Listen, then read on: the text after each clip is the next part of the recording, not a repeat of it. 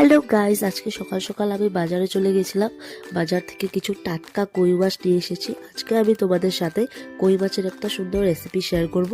তোমাদের যদি ভালো লাগে তোমরা এরকমভাবে বানিয়ে খেও, খুবই স্বাদ লাগে। কই মাছগুলো কাটার সময় ভালো করে কাটবে, কারণ অনেক কাটা থাকে মাছগুলোতে। তো আমি কই মাছগুলো সাফা করে ভালো করে নুন হলুদ লাগিয়ে ভেজে নেব। ভাজা হয়ে গেলে ভাজা তেলে গোটা গরম মশলা দিয়ে ফোড়ন দিয়ে দেব। তারপর ওখানে পেঁয়াজ পেস্ট, টমেটো পেস্ট, আদা পেস্ট দিয়ে ভালো করে কষে নেব। নুন হলুদ জিরের গুঁড়ো, ধনে গুঁড়ো, মরিচের গুঁড়ো সব দিয়ে ভালো করে মশলাটাকে কষা হয়ে গেলে অল্প জল দিয়ে দেব। জল দিয়ে এতে মাছগুলো আস্তে আস্তে হালকাভাবে ছেড়ে দেব। মাছগুলো দিয়ে অল্পক্ষণ এটা ঢেকে রেখে দেব। ঢেকে রাখার পর লাস্টে এর মধ্যে কিছু সামান্য পরিমাণ ধনেপাতা আর কাঁচা তেল দিয়ে নামিয়ে নেব। Thank you.